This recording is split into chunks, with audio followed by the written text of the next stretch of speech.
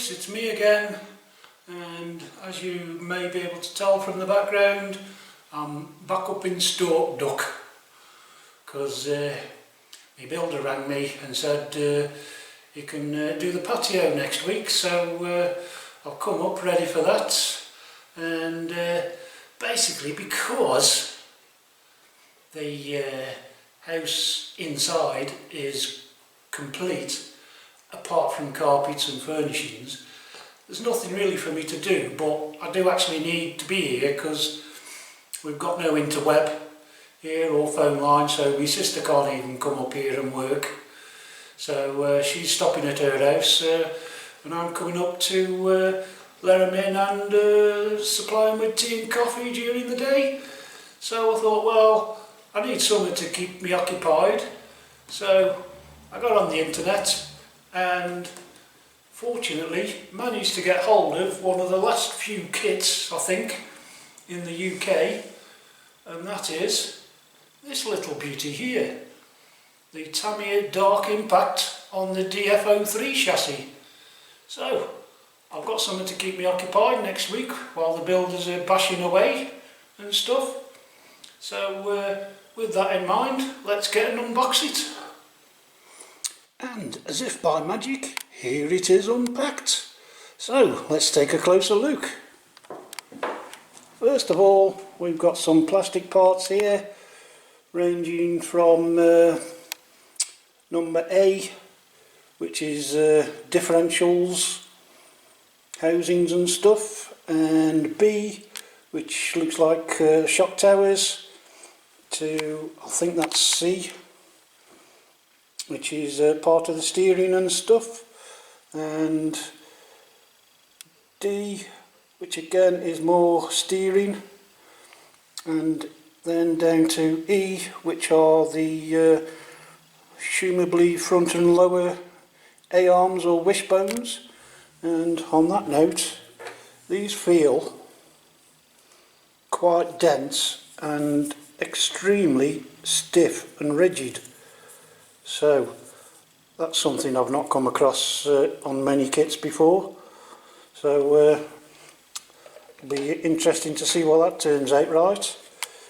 Then we've got the bathtub chassis, and coming down again to more diff parts and such like, and the battery holder, and again we've got the standard servo saver.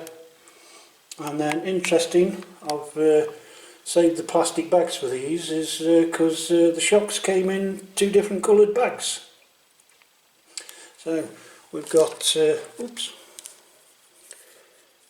fairly long ones, shock bodies for, I'm assuming, the rear at the minute, but I might be wrong, and then shorter ones for the front. And also surprisingly, I've just discovered is these ones have a smaller diameter than the rear ones, hence the different colours for some reason, even though they are marked up differently. These are X and these are V, so that's that.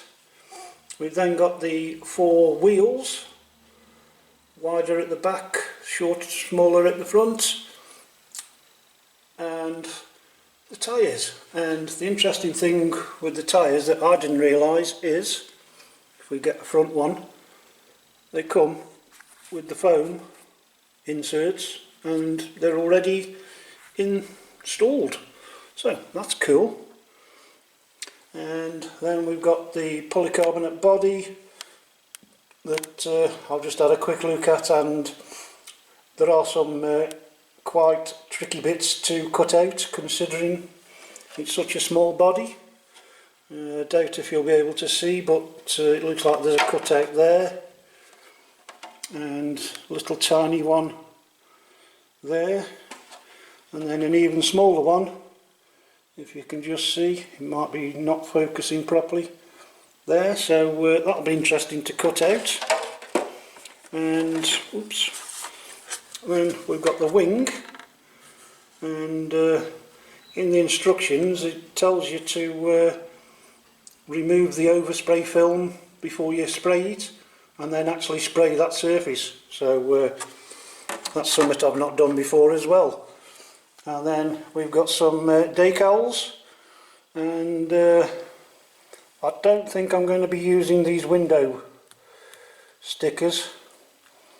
I think I'm going to use my liquid mask and cut round them and have clear windows, and see if I can stick a driver in it at some point, if I can ever buy one.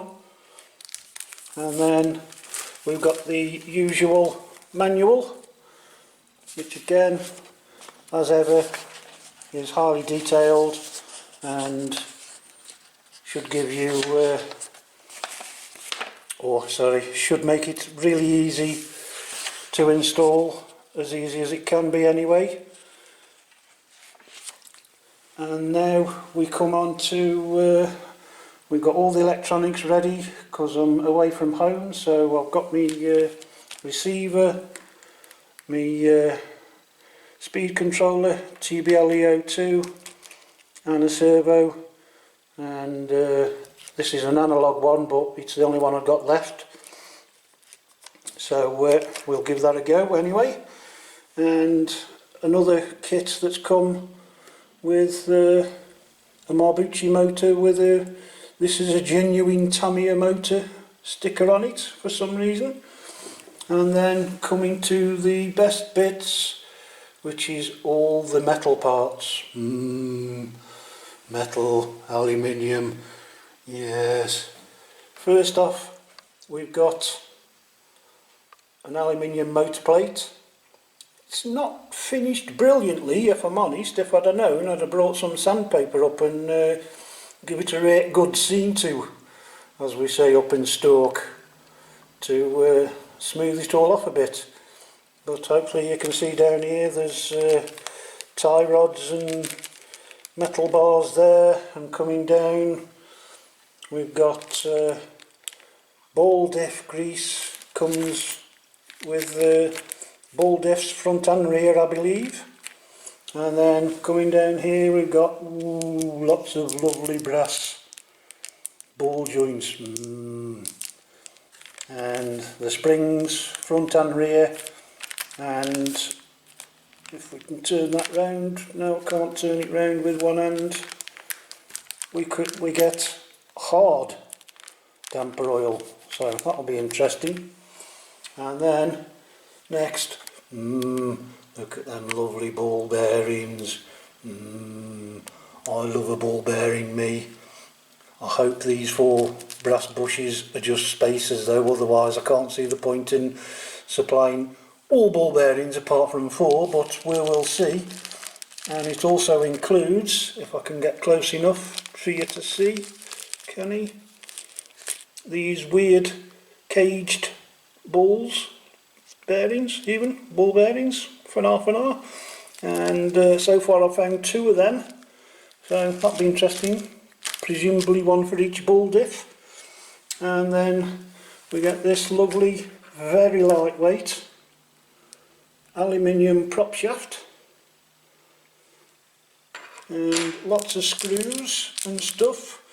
And I don't know if you've noticed, but I've not taken these out of the parts bags. There's no parts bag A or B or C, it's just this is what you get. Find the right screws on your own, pal.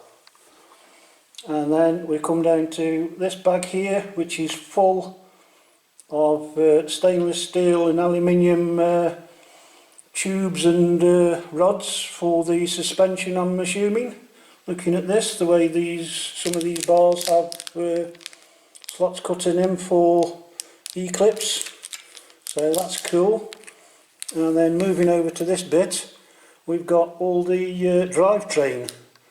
And what I didn't realise is these beauties, and I'm not sure which one's which yet, but these beauties are steel. I can feel by the weight, they're not aluminium, they are some sort of steel. So I can't get over that. Whether these are the, I'm assuming these are the diff outputs. So but we've got 4 of them so far, and metal wheel axles and the metal dog bones and stuff and everything and so forth and everything, and hopefully that's going to keep me busy while the builders are making loads of noise. So my videos might be a bit noisy, but I'm hoping it won't be too bad. So I think with that I'll leave you to it, and look forward to seeing you on the build series. Thanks for watching. Bye.